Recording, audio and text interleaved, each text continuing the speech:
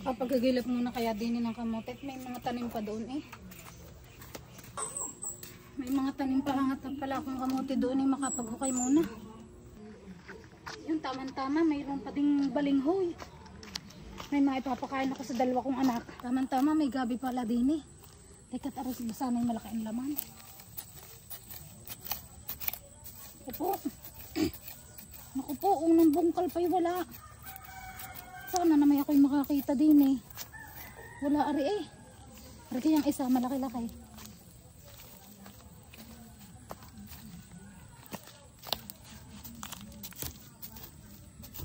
Ay wala nga mahukay.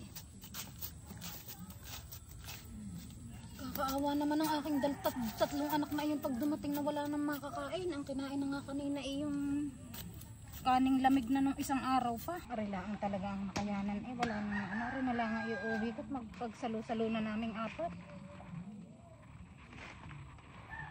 At para may makaraos man lang sa maghapon na mama makain. Oh! Nandiyan na pala kayo eh. Ako'y kaahon lang dun galing sa labak at ako'y nawalang gabi. Inay, iisa ho nakapasa sa amin, si Ate Margie Laang. Nalulungkot nga kami, inay. Kami huw'y bagsak at kami ho daw ay ano sabi doon? Overqualified na kami. Overqualified daw sila, inay. Alam mo kung saan overqualified, inay? Aba, ay di sa kabubuhan. Hindi ko alam kung anong pinapakain mo. Hindi sa dalawang arat. Para naman kami ng kinakain. Mas matalino kasi si Ate Margie. Hindi talaga, asing talaga yung akin, isda. Hindi kanis. Kaya matalino ka talaga. Lagi kasi kayo naglalaro. Ako naman naglagi ako. Buti pa si Ate Margie, pinagpala sa lahat. Ilong, talino. Ngayon ng mga anak at least sa isa sa inyo ay may natanggap na trabaho. Malay nyo sa isang araw, aring dalawa ay magkaroon man lang kahit sideline. At di tayo may aasa-asahan kahit papaano. At ari ilalaga ko muna at nang kayo makakain. Sobrang laki naman ang gabi niyong nakuha. Kaya ate ga pa lang parang kulang na eh. Kaya naman wala napasok na kaalaman sa aming utak eh. Gaya naman ang mga lagi niyong pinapakain. Sawa na kami diyan sa tubig asin. Pag pinalitan pa eh, wala nang matitirang laman. Eh mga anak, wala naman akong magagawa. Wala naman tayong pambili ng bigas.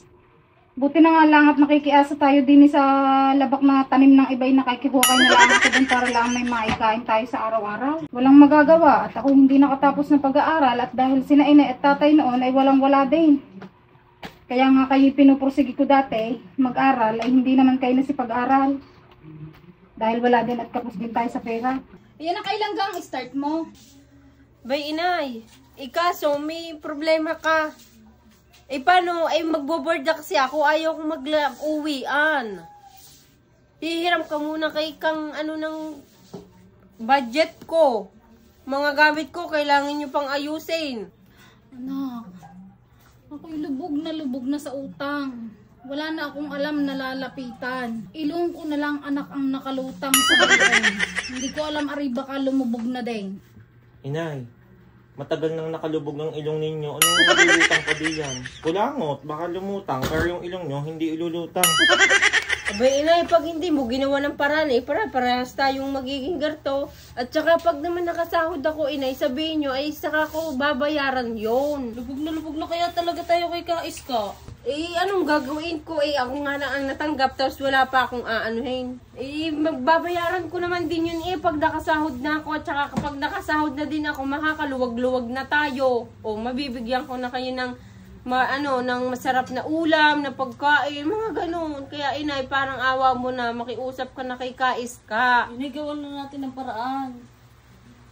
Para naman makaano tayo sa hirap. Tama, inay. Gawa mo na ng paraan nang hindi tayo minamaliit ng ibang tao. Tsaka gusto ko na din makatikim ng masasarap na ulam no, hindi puro lagi asin. Antay kat ako'y mag-iipon ng mga bote at mga bakal at baka sakaling makakaipon ng 5,000 gagamitin mo. Ay pala, may dalawa pa palang yero din eh.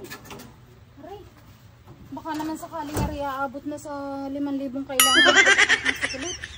Matawagan nga ang magbabakal bote.